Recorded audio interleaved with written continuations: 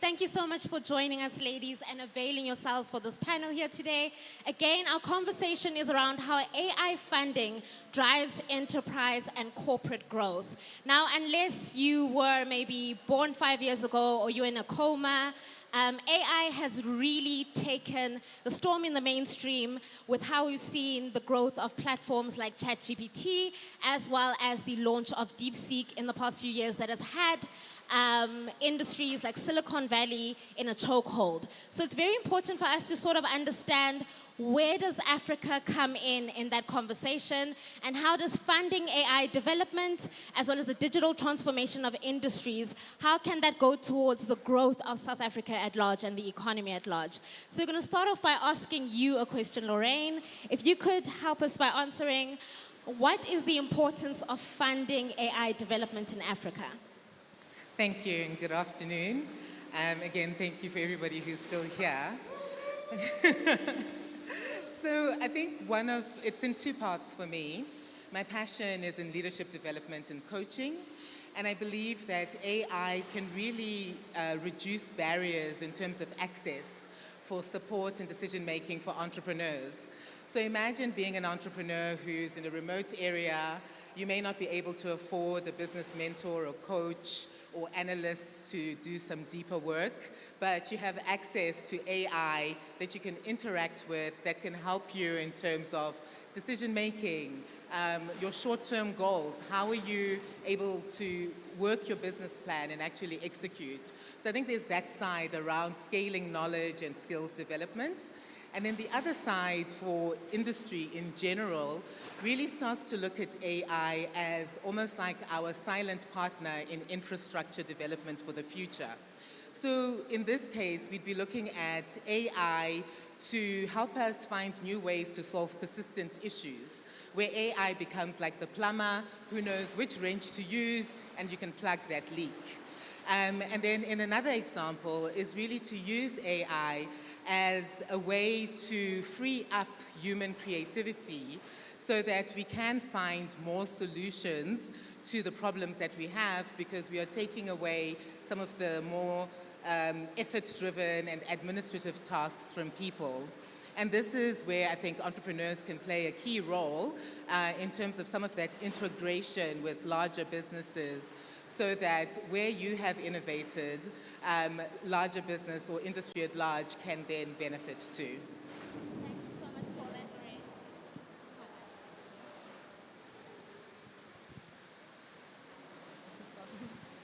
Thank you so much for that answer, Laurine. It's very clear how industries can sort of benefit from the use of AI, and how it also helps them to enable them to just do a lot more skills. And I think that helps me segue into asking you a question, Norma. With the hype around AI, a lot of the times some of it is snake oil at the end of the day, and some of it is really critical development that can sort of enable organizations. How can organizations determine what is the right type of AI technology to invest in, and how much of their resources they should invest in AI overall?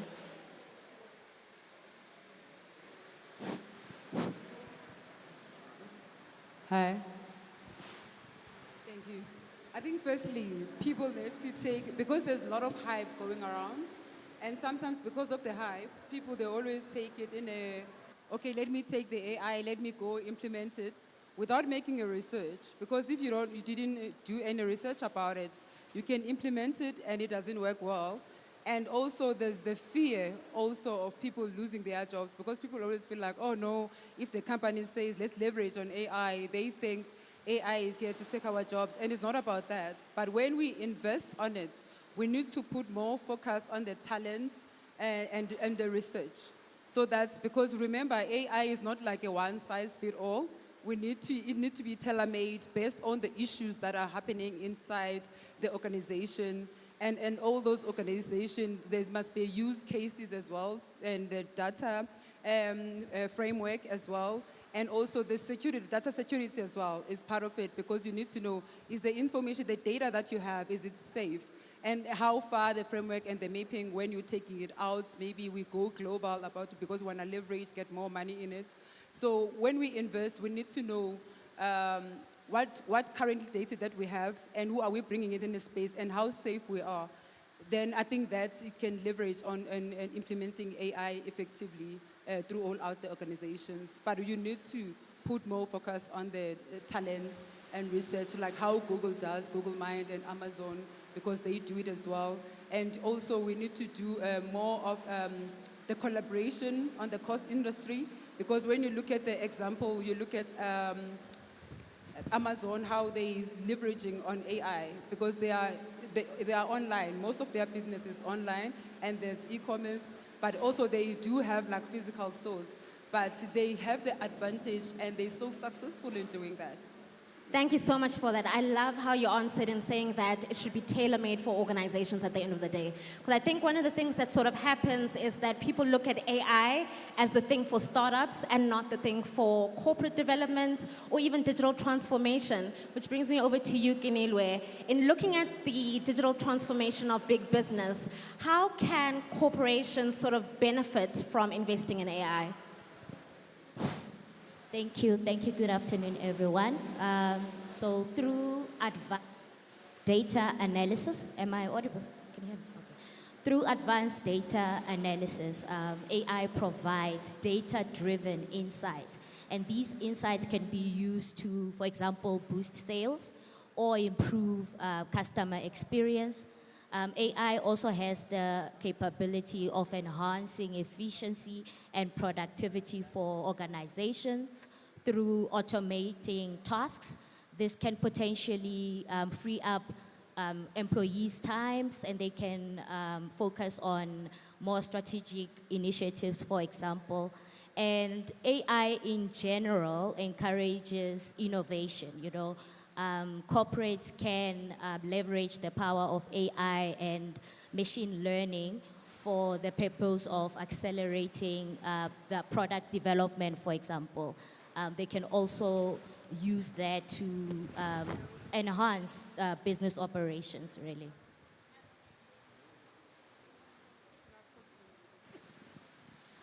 It absolutely makes sense. Just as a follow-up, Kinilwe, what do you think are some of the emerging AI trends in corporate South Africa that you're seeing right now? Advanced data analysis, definitely. Corporates in South Africa are investing more and more in data platforms that are powered by AI. And we see a lot of developers, they use the IDEs that they use.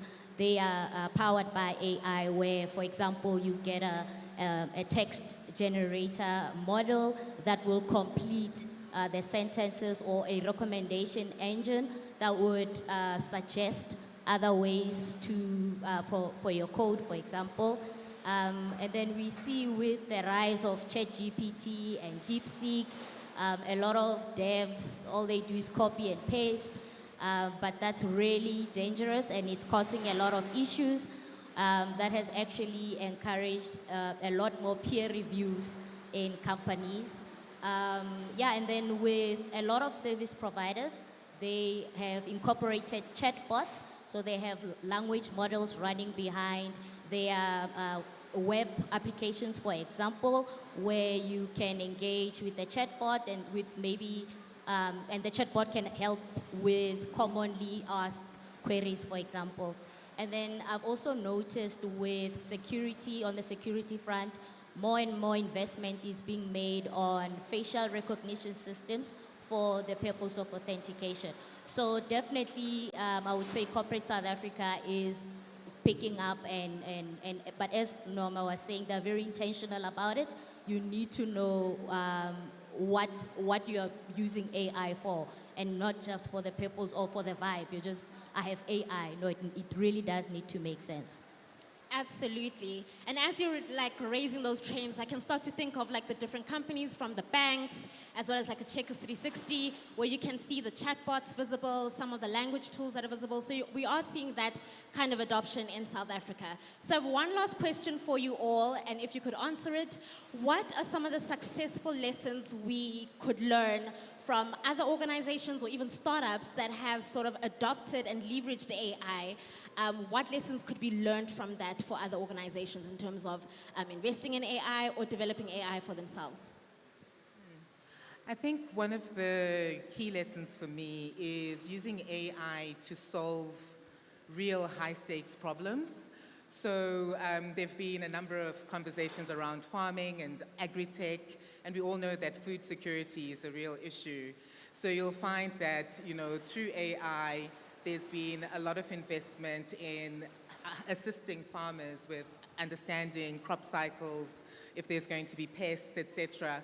But also then really making it user-friendly so that a farmer can transition from sort of like having gone outside and checked the wind to actually using these tools effectively and embracing drones, etc.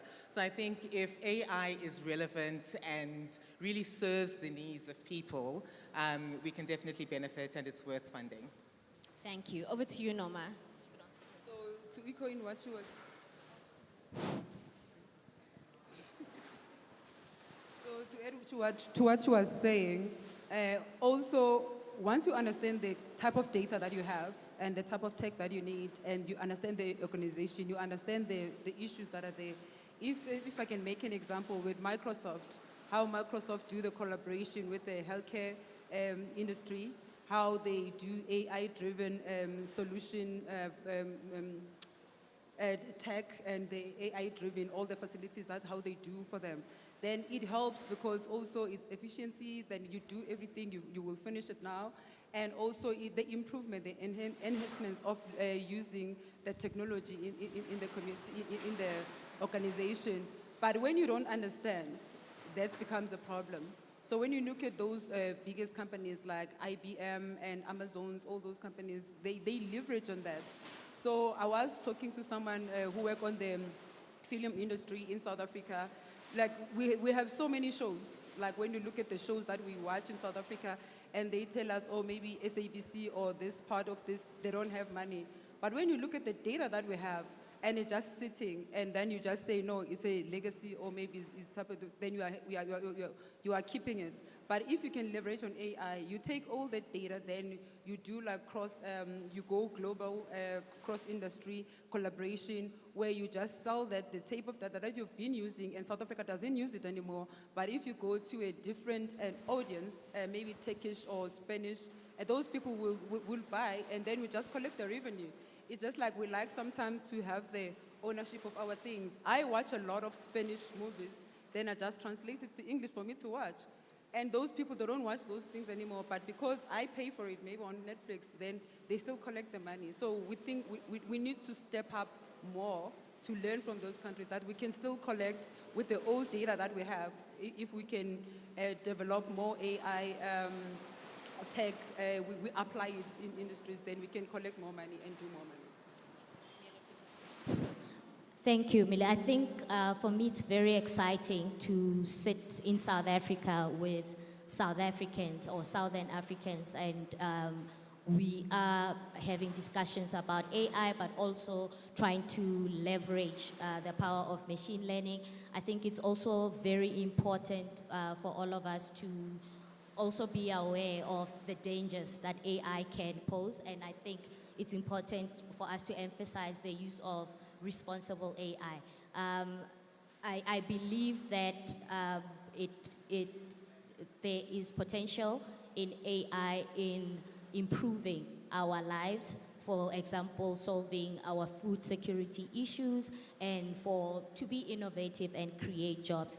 I just feel that we also need to be aware that, we do have Africans that have been exploited for the benefit of building all these large models that we rave about, your ChatGPTs and your DeepSeeks. So it is important for us to sit here and say, we've come up with these solutions that are AI-powered, but we've built that AI. We know what went into it. We know how it was trained. No one was harmed. Whoever put in the work was compensated for that. Everyone. I think it's important for us Africans to have these platforms and really, really participate. Thank you. I love that you touched on that it's so important for us to participate in these conversations. A lot of the times when we are talking on AI, especially in global platforms as well, we get asked in our capacity as government sometimes why it is that we don't just adopt technology that comes out of the US or the UK or China that are leading the way when it comes to pioneering in AI. However, at the end of the day, there are also security risks that are associated with that, and we need to build up our own technologies that also are solutions for Africans at the end of the day.